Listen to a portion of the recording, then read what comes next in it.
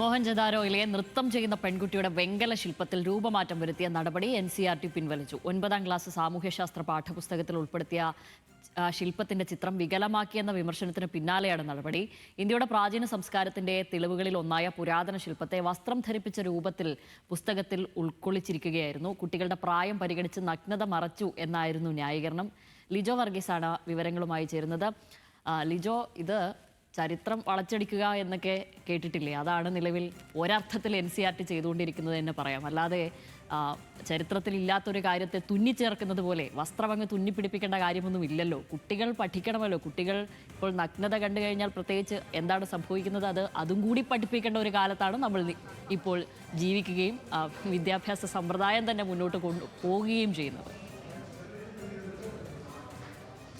ശ്യാമലി, ഏതാണ്ട് 4500 വർഷങ്ങൾക്ക് മുൻപ് ഉണ്ടാക്കപ്പെട്ട ഒരു വെങ്കല ശില്പമാണ് ഈ നൃത്തം ചെയ്യുന്ന പെൺകുട്ടി എന്ന മോഹൻജദാരോയിലെ പുരാതന ഇന്ത്യൻ സംസ്കാരത്തിന് തന്നെ ഭാഗമായിട്ടുള്ള അതിൻ്റെ തെളിവുകൾ ശേഷിക്കുന്ന ഈ ശില്പം.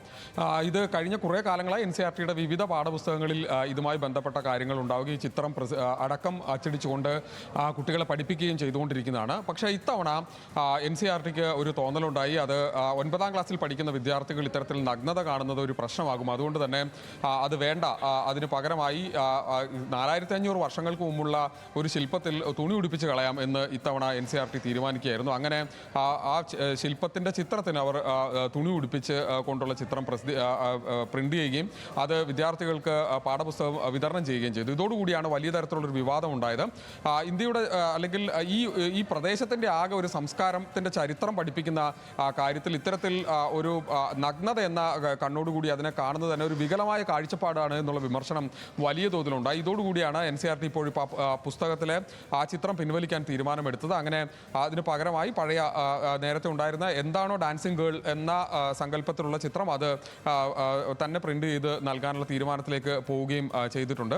ഇത് ആദ്യമായിട്ടല്ല ഇത്തരത്തിലുള്ളൊരു നിലപാട് ഈ NCERTയോ അല്ലെങ്കിൽ അതോടൊപ്പം തന്നെ ഇതുമായി ബന്ധപ്പെട്ട കേന്ദ്ര വിദ്യാഭ്യാസ വകുപ്പോ ഒക്കെ എടുക്കുന്നതെന്നുള്ളൂ, അല്ലെങ്കിൽ കേന്ദ്ര സർക്കാരുമായി ബന്ധപ്പെട്ട വിവിധ വകുപ്പുകൾ എടുക്കുന്നെന്നുള്ളതും ശ്രദ്ധേയമാണ്. 2023 സമാനമായി തന്നെ ഡൽഹിയിൽ നടന്ന ഒരു മ്യൂസിയം ഉദ്ഘാടനവുമായി ബന്ധപ്പെട്ട് അന്ന് പ്രധാനമന്ത്രിയാണ് ആ പരിപാടി ഉദ്ഘാടനം ചെയ്തത്. ആ സമയത്തും ഡാൻസിങ് ഗേൾ എന്ന ഈ ശില്പത്തിൻ്റെ ചിത്രത്തിന് തുണി ഉടുപ്പിക്കുന്ന ഒരു സാഹചര്യം ഉണ്ടായിരുന്നു. അത് അന്ന് വലിയ തരത്തിലുള്ള വിവാദമായതാണ്. സമാനമായി തന്നെയാണ് ഇത്തവണയും ഇത്തരത്തിലൊരു നീക്കമുണ്ടായത്. ഏതായാലും ഒന്നാമത്തെ കാര്യം, ഇന്ത്യയുടെ അല്ലെങ്കിൽ ഈ ഇന്ത്യൻ സംസ്കാരത്തിൻ്റെ ഈ ഭൂപ്രദേശത്തിൻ്റെ ആകെ സംസ്കാരം എന്ന നിലയ്ക്കുള്ള സംസ്കാരത്തിൻ്റെ വീണ്ടെടുപ്പ് എന്ന നിലയിൽ കിട്ടിയ ഒരു ശില്പം, അതിനെ തുണിയിടിപ്പിക്കുക എന്ന അല്ലെങ്കിൽ ചരിത്രത്തെ വളച്ചൊടിക്കുക എന്നുള്ളതൊന്ന്. രണ്ടാമത്തെ കാര്യം, നേരത്തെ ശ്യാമിലി സൂചിപ്പിച്ച പോലെ തന്നെ 9ാം ക്ലാസ്സിൽ പഠിക്കുമ്പോൾ ഏതാണ്ട് 13-14 വയസ്സ് പ്രായമുള്ള കുട്ടികളെ സംബന്ധിച്ച് അവർ നഗ്നത കാണുന്നത് തെറ്റാണ് എന്നുള്ള വികലമായൊരു ചിന്താഗതി കൂടി തന്നെ NCERT എന്ന രാജ്യത്തെ വിവിധ സംസ്ഥാനങ്ങളിലുള്ള വിദ്യാർത്ഥികൾക്ക് വിദ്യാഭ്യാസവുമായി ബന്ധപ്പെട്ട അവരുടെ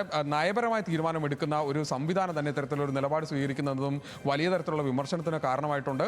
ആ വിമർശനങ്ങൾക്കൊടുവിലാണ് ഇപ്പോൾ വീണ്ടും ഒരു തിരുത്തൽ നടപടി എന്ന നിലയ്ക്ക്, സദാചാരത്തിൽ ഒരു തിരുത്തൽ എന്ന നിലയിൽ ഇപ്പോൾ NCERT നടപടി സ്വീകരിച്ചിരിക്കുന്നത്. ശരി ലിജോ, വ്യക്തമാണ് ലിജോ പറഞ്ഞത്. എന്തായാലും ചരിത്രമായി തന്നെ കുട്ടികൾ പഠിക്കട്ടെ. അതിനുശേഷം ആ ചരിത്രത്തെ എങ്ങനെ സമീപിക്കണമെന്ന് കുട്ടികൾ അവർ തന്നെ തീരുമാനിക്കട്ടെ. അങ്ങനെയല്ലേ വേണ്ടത്. അല്ലാതെ ചരിത്രത്തെ വികലമാക്കി വളച്ചൊടിച്ചുകൊണ്ട് കുട്ടികളെ പഠിപ്പിക്കേണ്ട കാര്യമില്ല. അതുകൊണ്ട് ചരിത്രമായി തന്നെ പഠിക്കട്ടെ, അതാണ് വേണ്ടത്. ലിജോ വർഗീസാണ് ന്യൂസ് ഡെസ്കിൽ നിന്നും വിവരങ്ങൾ നൽകിയത്.